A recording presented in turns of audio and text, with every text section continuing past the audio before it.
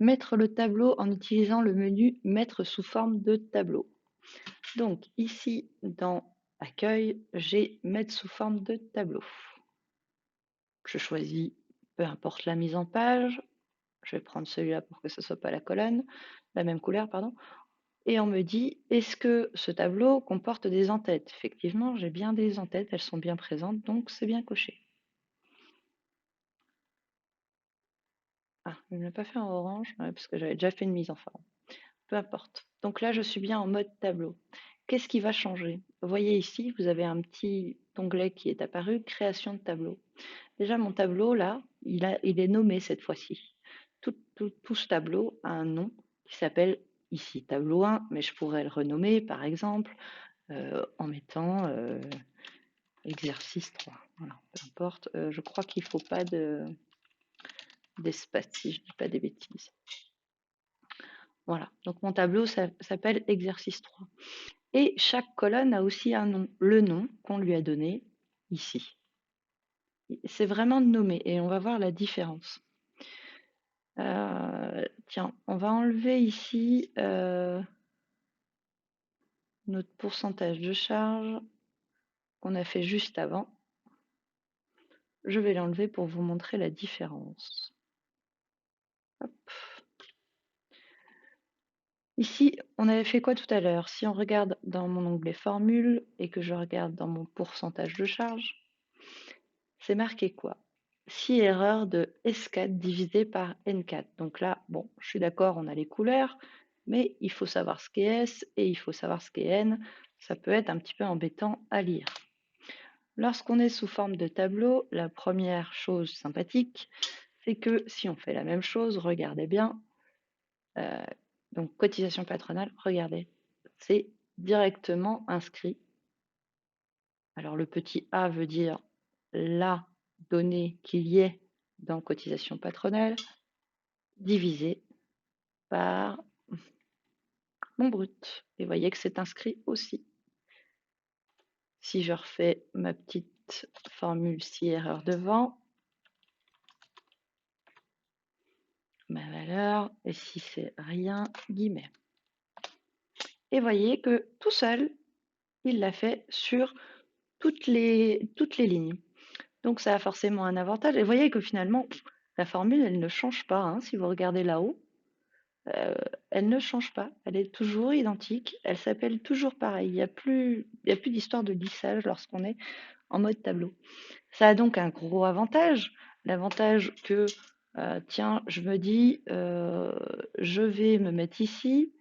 Et, ah tiens, je l'avais pas refait en pourcentage. Hop. Et je vais me dire que je le veux un arrondi à 2. Et bien, même si je me mets en plein milieu, hein, je vais même mettre, tiens, je vais me mettre là, tiens. Hop, je vais faire un arrondi là. Je vais le faire ici. Arrondi de ça à 2 après la virgule. Je ferme. Eh bien, vous voyez, il l'a fait sur toutes mes lignes. D'accord? Puisque ce n'est plus. Cette formule est devenue une formule unique dans toutes les lignes puisqu'elles sont nommées. Hein. Donc c'est vraiment différent d'un tableau. Ça, effectivement, vous allez vous dire bah, pourquoi on n'a pas dit ça depuis le départ, ça aurait été beaucoup plus simple. Il y a une grosse différence et des fois ça sert, des fois ça ne sert pas le mode tableau. Pourquoi? Parce que ça veut dire aussi que si j'ai un truc à faire un petit peu exceptionnel sur une de mes lignes, je ne peux pas. Hein. Un mode tableau, j'ai la même formule sur toutes les lignes. Mais ça peut avoir effectivement un gros avantage. Je vais enlever mon arrondi puisque avec des pourcentages, ça va plus m'embêter qu'autre chose. Qu'est-ce qui me manque? J'ai loupé une parenthèse. Hop, ben voilà. Donc, insérer des colonnes, si on prend l'énoncé, insérer des colonnes après code catégorie et code emploi. Alors, code catégorie, il est là. Insérer, et on a dit, et vous voyez que il se crée tout seul un nom, puisque toute plage doit avoir un nom. Donc là, on va mettre libellé code emploi et avant catégorie, libellé code catégorie.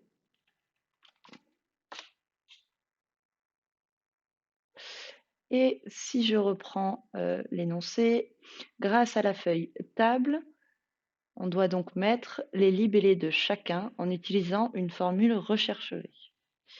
Je vais commencer par l'emploi. Donc, égal, recherche V.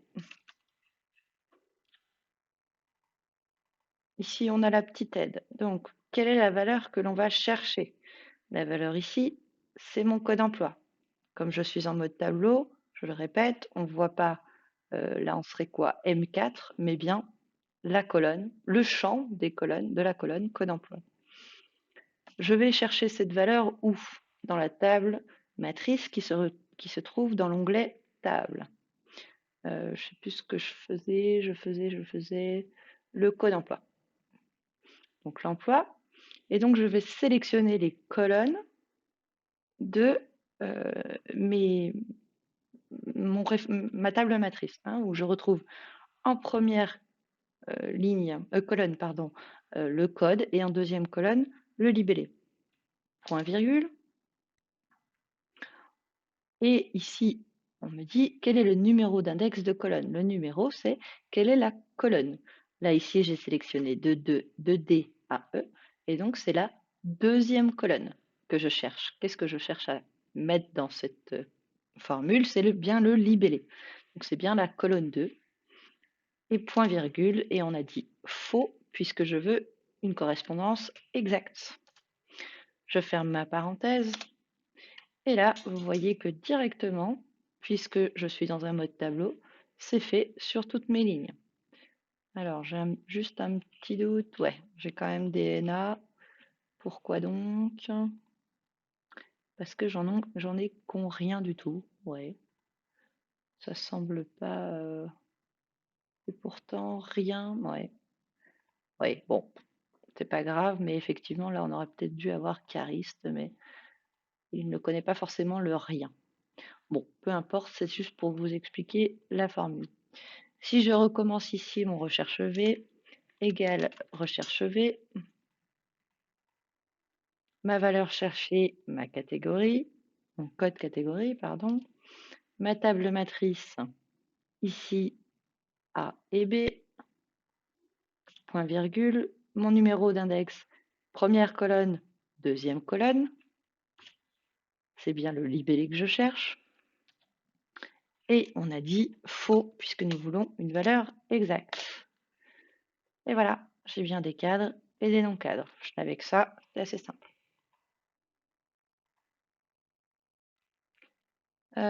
Donc, ensuite, j'avais mis effectivement, faites la même chose sur la feuille formule pour comprendre la différence de nommage et d'automatisme entre le mode tableau ou non. Je vous l'ai expliqué. Effectivement, si je l'avais fait dans cet onglet-là qui n'est pas un mode tableau, hein, je le vois pourquoi, parce que je n'ai pas l'onglet tableau que j'ai ici, création de tableau, hein. Ici, je ne l'ai pas. Bon. Et donc, on l'a bien dit, 2.1, ça s'appelle pas K4, mais bien code catégorie, et en plus, ça s'est lissé sur toutes les lignes automatiquement. Ensuite, sur la feuille tableau, oui, sur la feuille tableau, rajouter une colonne après paydate, ici, pour indiquer uniquement l'année. La formule année, c'est très simple, égale année de ma paye. Et bien sûr, je reviens à un format non pas date, mais standard. La même chose aurait marché si j'avais fait